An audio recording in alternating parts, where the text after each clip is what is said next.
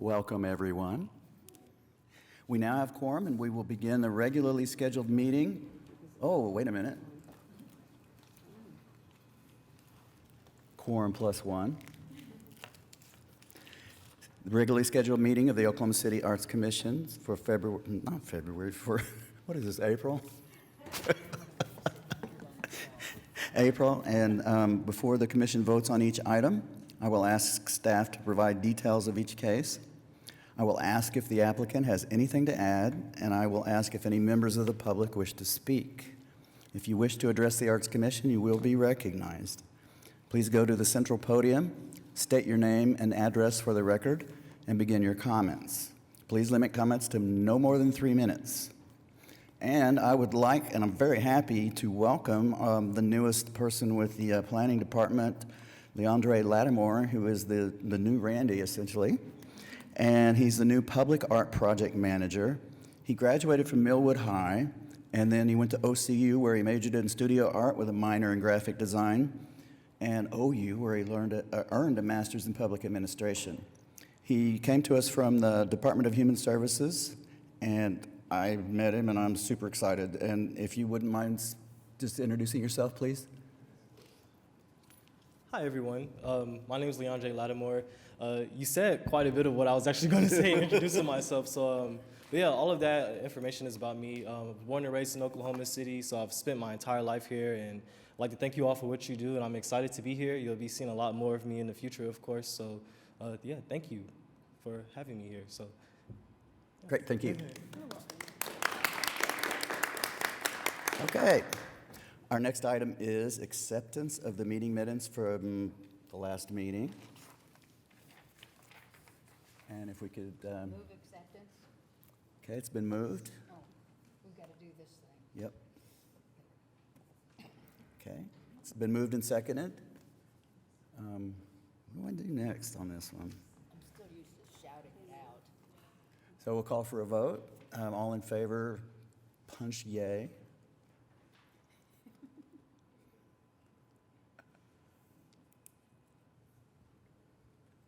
Okay, it's passed. All right, now items for discussion and action. The first one is Bloom by Paul Bagley, a sculptural installation, Strong Neighborhoods Initiative, and Randy will be telling us about it. I'm Randy Marks, public. No, that's my old position. That's the public art project manager right there, Leandre Lattimore. Welcome again, Leandre. Program planner for arts and cultural affairs. Let's try that one on instead. The Strong Neighborhood Initiative office in the city, in planning department, is busy several places in Oklahoma City: Capitol Hill, Capitol View, Metro Park neighborhood. Metro Park neighborhood extends roughly from 10th Street south to it's south of Linwood. I think it goes probably to around Southwest 2nd, and from Western over to Pennsylvania.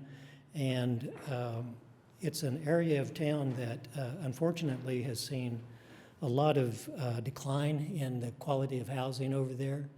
And Strong Neighborhood Initiative will help address that problem.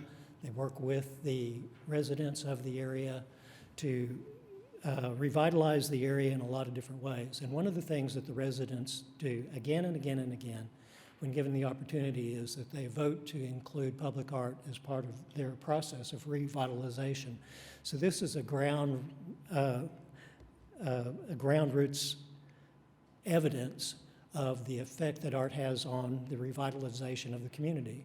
The people that are there living with it asked for public art again and again and again, and we've seen the benefit that has taken place in Capitol Hill, in Capitol View, in Classens East Highlands. So now they're working at Metro Park, and they have kind of an aggressive program over there because they want to add multiple pieces up and down the in the median of the Linwood Boulevard. So there you see Linwood Boulevard, which is basically the same as Northwest 6th Street. Going west from Western Avenue, the 6th Street turns into Linwood. So this particular project Bloom by Paul Bagley was the latest piece to be chosen. There's already one project completed there, completed by Art Fusion Studio. Clint Shore was selected for another project, which you heard a couple of months ago. Bloom by Paul Bagley is the third, and it's going to go on the median of Linwood between Ellison and Douglas. And this is an image of the work that Paul proposed. And yes, there are two separate pieces, and it's really an extraordinary proposal by Paul.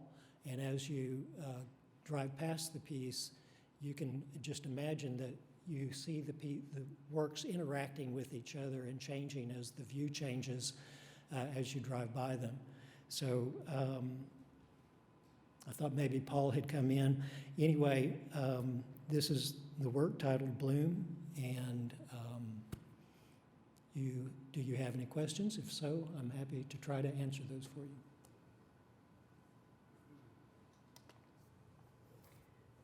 I think my mic is working. Is it okay? I noticed that these are powder coated, and there's been kind of wavering back and forth. I'm not an expert in material choices, but paint had been preferred on some of the previous pieces. Can you talk to me a little bit about why he chose powder coating? This is a debate that's raging out there, and there are proponents for powder coating and there are proponents for painting. I think a couple of years ago, I'm basing this on some personal experience. Powder coating was by far the preferred method because it tended to stand the test of time better than painting did. There have been improvements in painting technology that are relatively recent, so that painting is becoming more favored by more people who would have chosen powder coating in the past. Paul feels strongly that powder coating is the best. The jury is out, I would say, on these, and a lot of times it has to do with two things: how it's applied and what the color is. With these particular colors, we're not going to see the type of fading that you would see with very, very bright colors like red. So powder coating will stand up very well. Okay. Okay, thank you.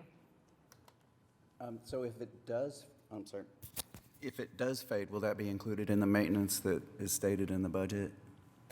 Well, we know that over time it will fade, but maintenance of the pieces is the responsibility of the owning agency. In this case, that will end up being the City of Oklahoma City. Now, this could go into a much longer discussion about the need for a maintenance fund specifically set aside. We will be talking about this later on this year as soon as we have the bandwidth to address some of these other questions beyond just the day-to-day. But at some point in the future, if something is scuffed or something like that, you can actually touch up the powder coating with spray paint that is long-lasting and that matches. You can have it color matched. Sometime in the future, depending on the wishes of the city, pieces could actually be removed, sandblasted, and powder coated again. We're talking about something that is on the order of 15 to 20 years away in that case. Randy, I have a question about the structure of the piece. There's what appears to be a horizontal piece about not quite halfway down. I don't know if that is, I always am concerned about how a piece is constructed, so with regards to public interaction. And I'm wondering about this horizontal piece, if that's going to, now it would have to be a relative, maybe a child-sized person might want to hang on that, swing on it. I'm familiar with Linwood. I know it's a busy street, and it's not necessarily viewed as a playground, but you put something interesting and colorful out there, and someone might decide that it should be.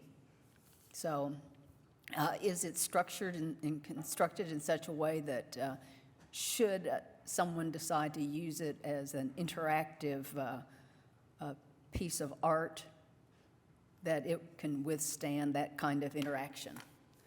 That particular structural member that you're asking about is there for exactly that kind of reason. So it adds stability, substantial stability to the entire structure. This will be welded steel construction. I don't know exactly the gauges, but Paul and I had a conversation about this some time back, and it's heavy-duty work. So we would hope that there would be no young child that would run out into that street, into the median, and hang off of that. We know that there will be children and probably adults who will definitely go over and want to interact with it in some way. And it is constructed so it will stand up to that. Thank you. It looks sort of like a good subject for maybe some form of hide and seek, going between the pedals. But you'd have to be maybe fairly small in size to do Yeah, that. that's right.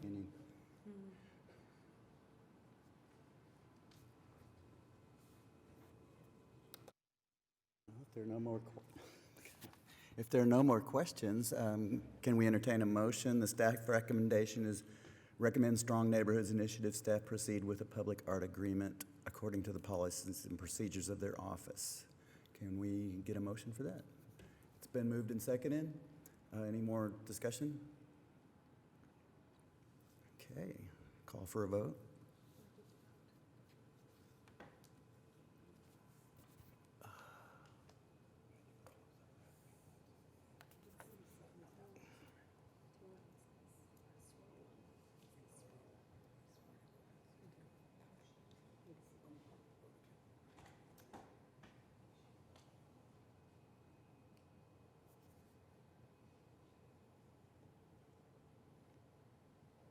You can cast your vote verbally if you are not able to log in.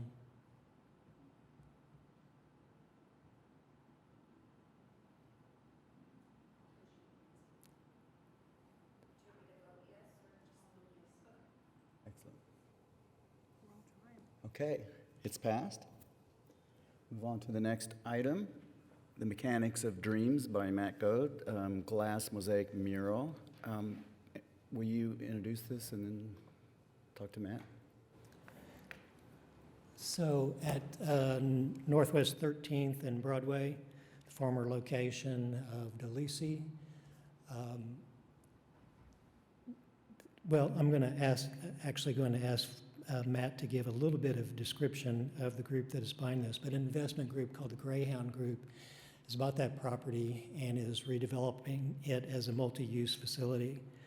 And they went to Matt Goad and asked him to design a spectacular piece, I'm not sure of the exact words, but something along those lines, for the facade of the building, one of the buildings that faces 13th Street. Matt had been urged by a number of people for a number of years to do some stained glass work. Well, he's kind of edging up to that on this project, definitely using glass, but this is a glass mosaic, so it will not transmit light, but it will be opaque and will reflect light. So this is the work, and I can answer questions, attempt to answer questions, or you can also ask Matt to answer any questions that you may have.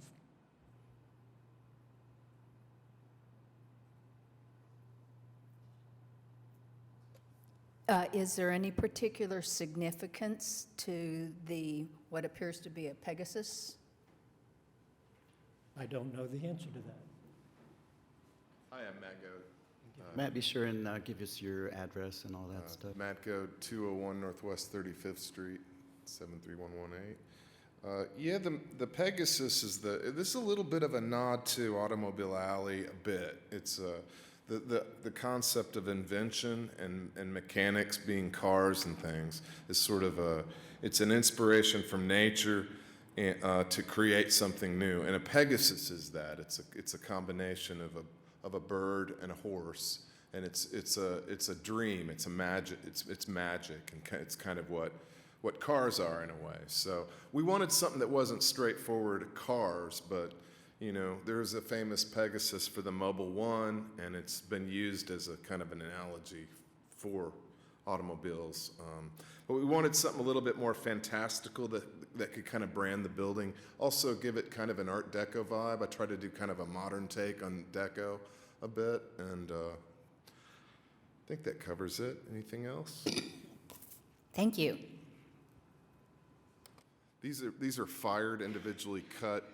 Not that anyone's asking, but individually cut and fired piece of glass, hand cut. So, thank you. Thank you. Can we get a motion, please? So moved. Any other questions? Any more discussion? Then go ahead and vote.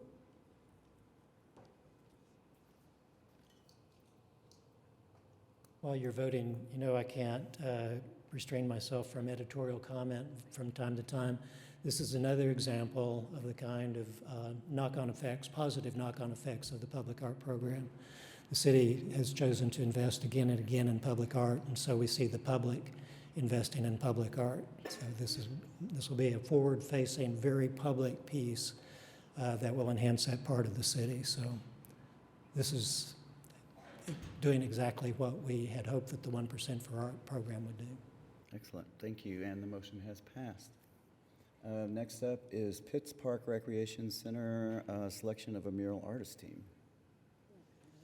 On this particular project, we're taking a little bit unusual approach, and this is part of something that I think that you'll be seeing more of this next year, that for different projects, we move a little further away from a one-size-fits-all selection process in choosing the artist, and we do a few different variations on that.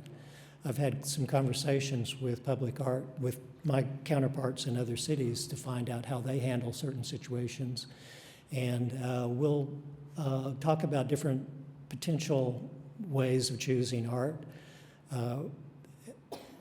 from time to time in the future, later this year. So at Pitts Park, it's long been a desire for there to be, let's see what the next image is. So here is the wall at Pitts Park. Something just begging, virtually calling out for a mural. And the subject matter, Captain Riley Leroy Pitts, is obviously should be memorialized in a number of different ways. Captain Pitts was a Medal of Honor winner, tragic story. Wonderful life, ended up in Vietnam where he served with valor, and just days before he was to come home, he basically sacrificed his life to save the men in his group. Honored by President Lyndon Johnson with the Medal of Honor back in 1965, and Pitts Park was obviously named after him. So we were able to transfer some money into this project. There wasn't actually any 1% money available, but we were able to transfer money in, then also apply for and receive a community development block grant so that there's enough funds to do this project justice. But instead of doing a call just to go out and choose an artist to do it, we wanted to get a team approach to this, and the RFQ was for a team of artists who would actually manage the project from beginning to end. And the team that was chosen is the Oklahoma Mural Syndicate and With Love. With Love is the division of Oklahoma Mural Syndicate that is primarily sponsored, or what should I say, looked over by Commissioner J.B. Williams, who's performing out of state right now. So Oklahoma Mural Syndicate and With Love will actually work with an artist of their choosing to come up with the design for this. The design will be reviewed again by the Arts Commission, not as an up or down vote, but just as a review so that you understand what is being installed there. And with your recommendation, this team will go to City Council for an agreement to do the program for the public art at Pitts Park. Any questions about what we're doing, how we're going about it?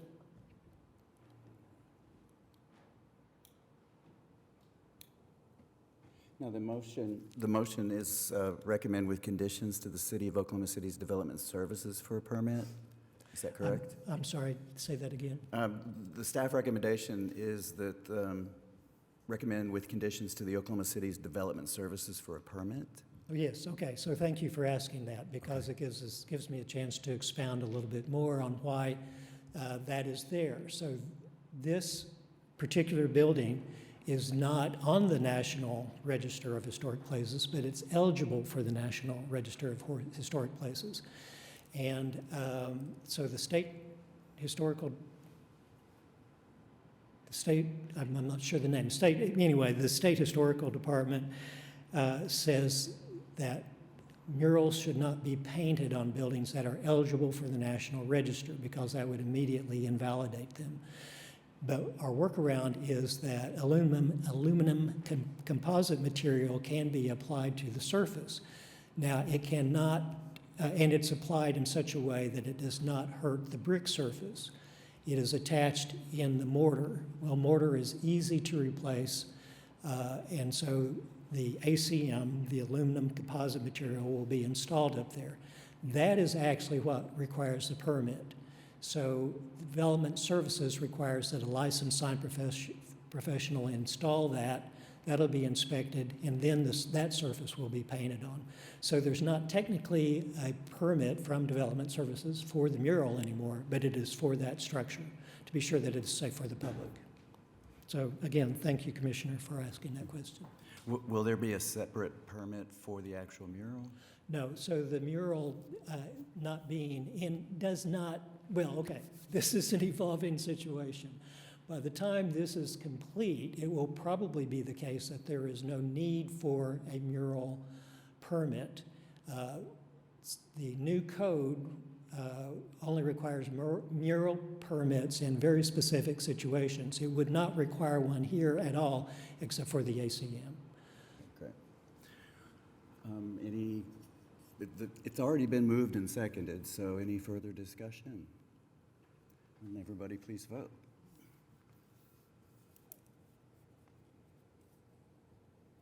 And it has passed. Excellent. So we'll move on to the consent docket. No, we have That's one right. more, don't we? I'm sorry. Oh, I'm sorry. Wait a minute. Oh, the mural, pardon me. Item D, Paseo District 2 mural refurbishments, Harding mural 3024 Paseo, and the Lionhead Roman Fountain mural at 2904 Paseo, Ward 2. Thank you. So this is yet another little wrinkle in the way things get done. So the Paseo has a street and sidewalk project being done by Public Works. They're going to start construction. Well, they're probably going to start a few things right before the Paseo Festival on Memorial Weekend. But construction or tearing out will start in earnest immediately after the Paseo Festival ends. As you all well know, there is no 1% for art for street and sidewalk projects. However, Public Works, and particularly Mr. Michael Clark, in their wisdom, know that the public wants art for these, and so they're starting to earmark art funds for these projects that they're doing. They're not going to do it in every case, but I think that we're likely to see them in almost every situation where there's a street sidewalk project in a commercial district. Because why? Because the residents know that there is value in public art, and so they want to see that as part of the general improvement of their area. So Public Works has designated a certain amount of funds, and in discussion with the neighborhood, they said, you know, Paseo has a lot of art. We don't have a whole lot of room to add a lot of new art, so why don't we refurbish what we already had? So this was the proposal that came. It's been talked about with Kim Cooper-Hart, who's the head of plan development implementation in planning, and Donna Cervantes, who specifically works for the commercial districts. And so the proposal is that some of the money will be used to refurbish works of art that are already there at the Paseo. So this mural that is right next to SOST, and then the Harding mural, which is actually around on the backside of the Paseo Artists Association building. So we propose that both of these works will be done with some of the funds. This is an item that is just here for your information. This is not something, you can choose to recommend it if you want to, but it's not here for your recommendation. This is just an informational item, and we may see things like this in the future also as we figure out how we're going to be working with these extra funds. Well, I could go on and on about that, but I think that that's sufficient for right now. So any questions about this particular project?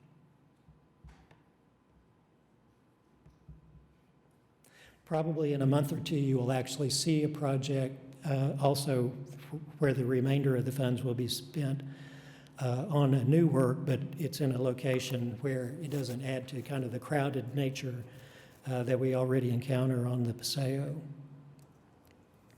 Thank you. Okay. So barring any need to recommend this or vote, go ahead, I'm sorry. I just wanted to say that I think this situation is absolutely splendid, that there are departments now who, with public work improvements that might not be subject to the ordinance, and they want to include public art because the feedback has been that the community loves it. And I just think that's a splendid progress from where we were when we passed this ordinance in 2009, or when the city council passed the ordinance in 2009. I think that's just marvelous. Mm-hmm. You know, you've seen a lot of that evolution take place very, very directly, Terry. So you've been working on this for a long time. I can imagine that it's really gratifying to see all of this happening. Well, I may be the only one who is still here, who was in this part of this body when that lion head was first presented a long time ago. Is that going to be a water feature still, or are they, the lion was actually, that was a water feature at one time? It is, and yeah, let me see if I can go back to that. Yeah, this is kind of a pixelated photograph, but yes, it is working now. So that is, the water does come out of the lion's mouth and into the basin right below. Okay, great. And it's working fine as far as I know. I believe that it's, that the mechanics of it don't need to be addressed. It's just the painting itself. Okay. Well, we don't need a vote on this unless anybody else has any more discussion or questions. We can move on to the actual consent docket. There doesn't need to be any motion or vote on that particular one. So, I'm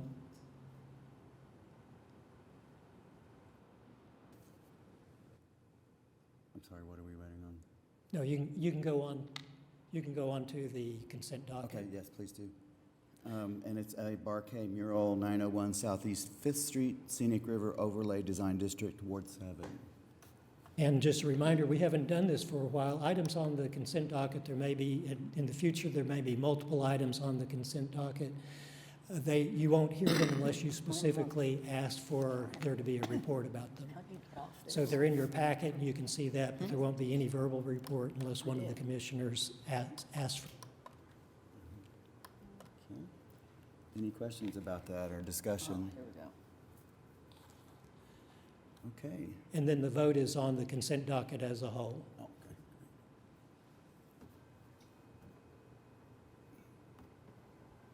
Okay, it's been moved and seconded. Call for a vote.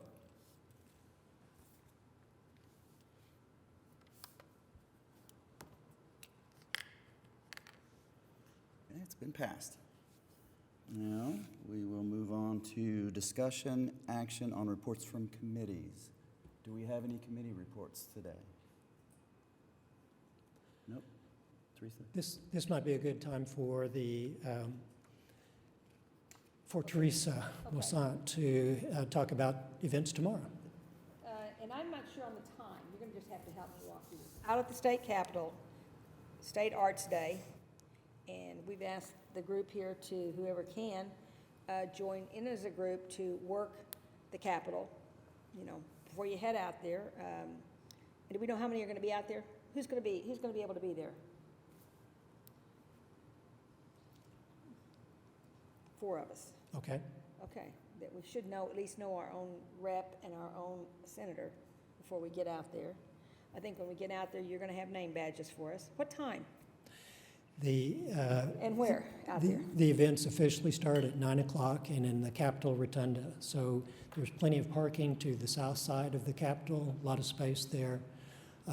Now, I'm not sure what the entrance situation is. I think that they're still entering in a side door that is on the south side, but not the grand staircase that goes up. So you enter through there, go through metal detectors, and basically at that point you can follow the noise. So the program starts at 9 o'clock, doors open at 8. They do have breakfast, a continental type of breakfast served there. So if you want to come early, and you'll run into people that you know, and you may want to network a little bit, get there early, then the program starts at 9 o'clock. There'll be a number of different things on the agenda, and then also the opportunity for you to go and talk to your representative or senator. So, if they are not available, even just a visit to their office to let them know that you came by to talk to them is effective. But if you have the opportunity to talk to them, even better. So what we will have available for you when I see you there tomorrow morning are badges that say Arts Commissioner, City of Oklahoma City Arts Commissioner with your name on it. There also will be name tags available at the event. And then I'll have just a very brief sheet for you that just talking points. So here's the main thing. The main thing is to talk to people that you know, hopefully your representative and senator, about the importance of art in all across Oklahoma in different ways. We are there to support the Oklahoma Arts Council and Oklahomans for the Art. That is our primary goal as staff. Robbie, Leandre, and I will all be out there. We'll be doing the same thing. We're supporting them. They're in a situation where they're more subject to political winds than we are here at the city. We have tremendous across-the-board support. They have pretty good support across the board, but we want to be sure that the message gets across to the representatives and the senators how important public art is. Not only public art, but art in education. So that's the agenda for tomorrow, the primary agenda. There'll be performances and there'll be informational events. All that kind of stuff will go on until up to 1 o'clock. But that's what's going on. The other thing that probably just makes us all aware of that the arts festival is coming up soon, and we want to continue to support one of the agencies here in Oklahoma City. Your support at the arts festival would be, that's coming up next Tuesday through Sunday, from 11 to 9, and then I think on Sunday it's from 11 to 6. Yeah, well, that's not, the following week, not this coming week. You're right, yeah. Okay, and that's really, it's the only one, I've asked them to, make me aware of things coming up, and that's the only one that I got a response to, yeah. This is the first year with a new director at the Arts Council. Angela Cosby just was named director late last year. Peter DeLisi still involved, but this is Angela's first year. And Angela is the former Arts Festival director. So now she's moved on up. And so I think that under Angela's leadership, you'll start seeing various things change a little bit. Still definitely will be the dynamic event that has always been. I think that over time it'll take on a slightly different cast, as all things do. But anyway, get out and support Festival of the Arts, definitely. And the festival is the primary form of financing the Arts Council, which supports all the arts in Oklahoma City.